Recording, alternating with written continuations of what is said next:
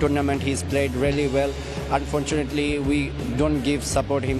এয়ারপোর্টে আমাদের জুতার মালা দেবেন, সব ভুল স্বীকার করছি। আমরা জেতা ম্যাচ ইচ্ছে করেই হেরে গিয়েছি। ম্যাচ হেরে আবেগ আপ্লুত হয়ে ভক্তদের উদ্দেশ্যে যা বলল ভারপ্রাপ্ত অধিনায়ক জাকের আলী অনিক। দর্শক, 136 রানের লক্ষ্য বেরোলেই স্বপ্নের ফাইনাল, আরাধ্য শিরোপার হাতছানি।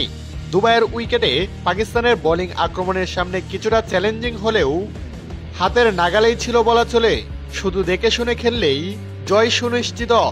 এমন ম্যাচে বাংলাদেশের ব্যাটাররা যেন দায়িত্বজ্ঞানহীন ব্যাটিংয়ে কে কাকে ছাড়াবেন সে প্রতিযোগিতায় নামলেন।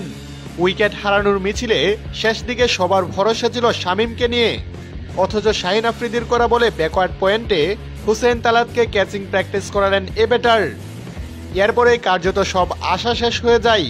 যদিও শেষ ওভারে রিশাদ কিছুটা ঝলক দেখিয়েছেন, তবে সেটিও তার সতীর্থ ব্যাটারদের ব্যর্থতা ঢাকতে যথেষ্ট হলো না।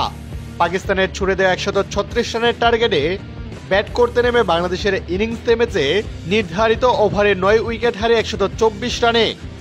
দর্শক, এদিকে এমন জেতা ম্যাচ হেরে হারের দায় স্বীকার করলেন অধিনায়ক জাকের আলী অনিক। ম্যাচ পরবর্তী সংবাদ সম্মেলনে ভক্তদের কাছে হাত জোর করে ক্ষমা চান তিনি। জাকের বলেন, আমাদের বোলাররা ভালো বল করে ম্যাচ একদম হাতে এনে দিয়েছিল। আমরা ব্যাটাররা আজ চরম ব্যর্থ হয়েছি।